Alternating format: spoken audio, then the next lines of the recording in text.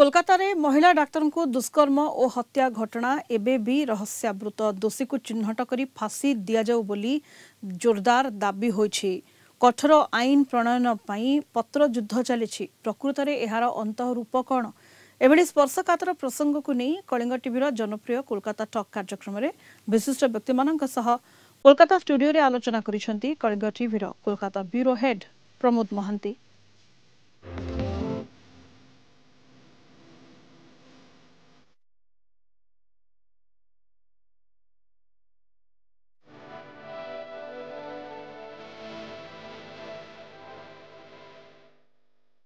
Kalinga TV Kolkata talk कार्यक्रम रे उपस्थित अतिथि मानक स्वागत जनाऊँ। आमे जानती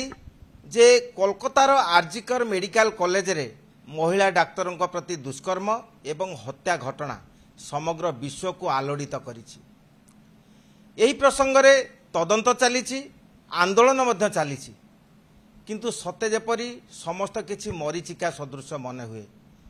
जहाद्वारा साधारण को भरोसा कार्यत तुटी जावाक बसी। यही प्रसंग को आलोचना करने आम निकट में उपस्थित अछंती वरिष्ठ आईनजीवी पतित पावन विश्वाल, उपस्थित अछंती वरिष्ठ आईनजीवी अक्षय कुमार षडंगी एवं विशिष्ट साहित्यिक एवं स्टेट्समैन पत्रिकार न्यूज एडिटर श्रीजुक्त श्यामल भट्टाचार्य।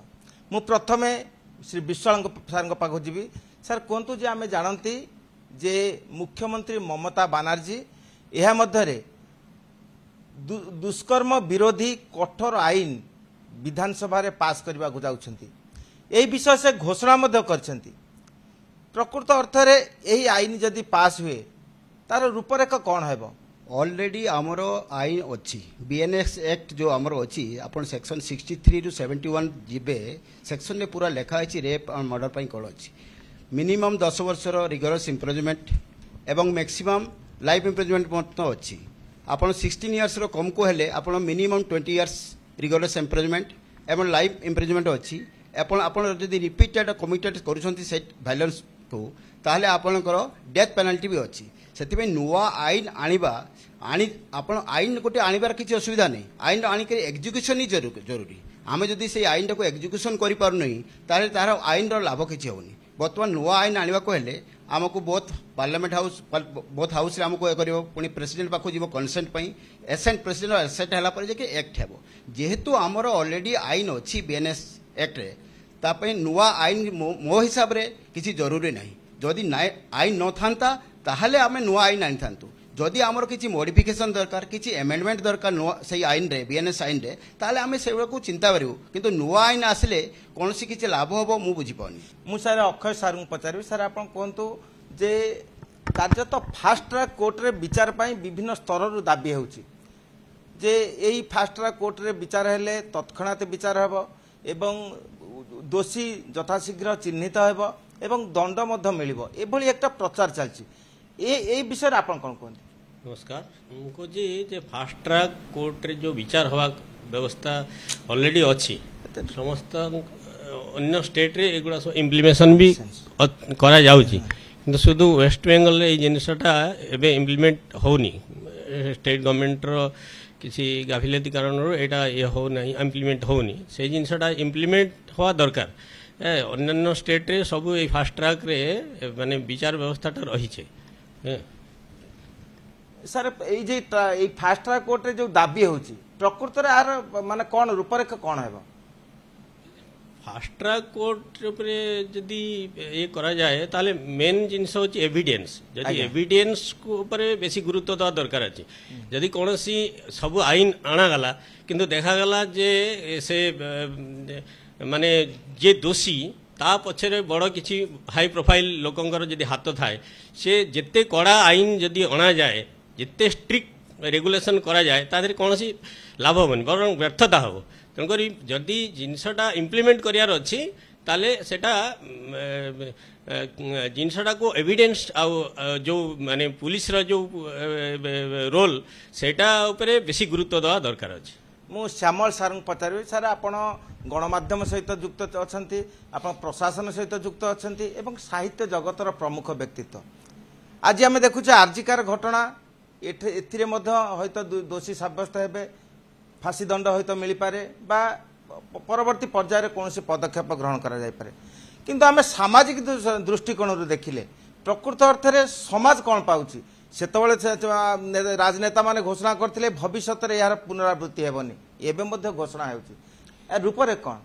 देखुन निर्भया कांडेर जे दिल्लीर निर्भया कांडेर आगे আমরা বিভৎস নৃশংস হত্যাকাণ্ড দেখেছি মনোরমা হত্যাকাণ্ড মণিপুরে বা তারপরেও হাতরসে দেখেছি ওনাওই দেখেছি এই সামাজিক যে দৃষ্টিকোণ সেটা আপনি বলছেন সেটা হচ্ছে মেয়েদেরকে যে একটা হিসেবে পণ্য হিসেবে দেখা হচ্ছে এটা হচ্ছে এই যে সামাজিক যে পণ্যায়ন যে সামগ্রিকভাবে যে এখন দেখা যাচ্ছে যে সাম্রাজ্যবাদ আর জলপথে আসছে না স্থলপথে আসছে না আকাশপথে আসছে না সাম্রাজ্যবাদ আসছে সহস্র স্যাটেলাইট চ্যানেলের মাধ্যমে প্রত্যেকের ডেস্কটপে ল্যাপটপে পাম্পটপে এবং সেখানে পণ্যের বিজ্ঞাপন বেড়ে যাচ্ছে পণ্য সামগ্রী এবং এখানে নারী যে পণ্য হয়ে উঠছে যেভাবে ভিডিও মাধ্যমে নানা মাধ্যমে ছড়িয়ে যাচ্ছে সেটা একটা নেক্সাস কাজ করেছে শুধু রেপ করার উদ্দেশ্য নিয়ে সেটা হয়নি যে এখানে যে ওষুধ বিক্রির যে অবৈধভাবে ওষুধ বিক্রি হতো দেহ বিক্রি হতো আপনার মেডিসিন স্মাগলিং হতো আপনার এই যে এই ধরনের যে নেক্সাসগুলো কাজ করতো হ্যাঁ সেই নেক্সাসগুলোকে এই মেয়েটা জেনে গেছিল এবং মেয়েটা এবং যে পিএইচডি পাওয়ানো হতো বিশেষ করে টাকা দিয়ে ওদের কোর্স পাওয়ানো হতো সেক্স র্যাকেট চলতো এগুলো মেয়েটা সেগুলো জেনে গেছিল এবং সেটাকে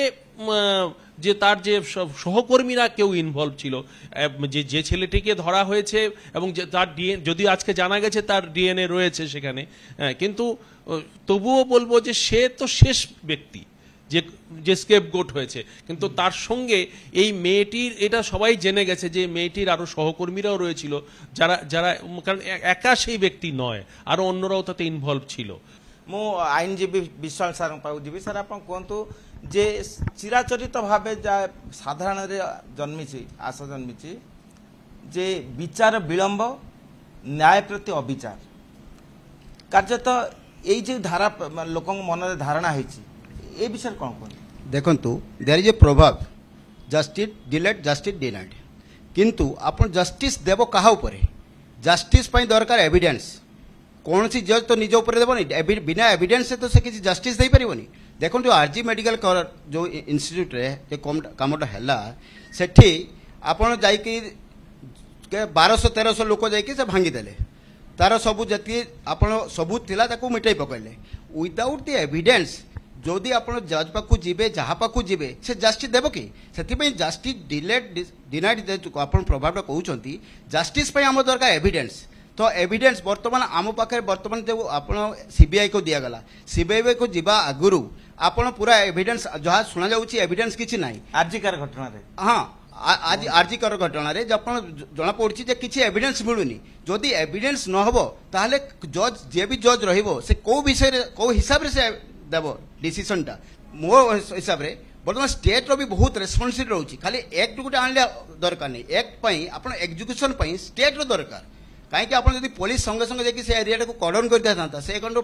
पूरा पैकेशन नहीं था जंती कई लोग जाई परिबेनी हठात आमे सुनिया को पाइलु कोन म्युनिसिपालिटी रो आसिला आपण ऑर्डर हे गला ताको भांगिबा पई तो कोन एते दरकार थिला भांगिबा पई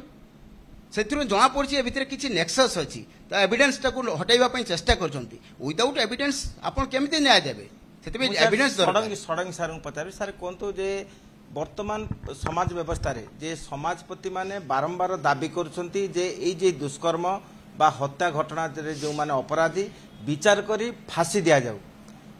एई जो बारंबार दाबी प्रकृत अर्थ में ये फांसी दंड दिया जाऊ एभली जो दाबी होची 15 दिन मध्य कार्यकारी करा जाऊ एई जो दाबी होची आर नेपथ्य रहस्य कोन आपन दृष्टि सर एई जो दाबी करा जाउची यार माने रहिया दरकार प्रोविजन रहिया दरकार जा द्वारा कि जो माने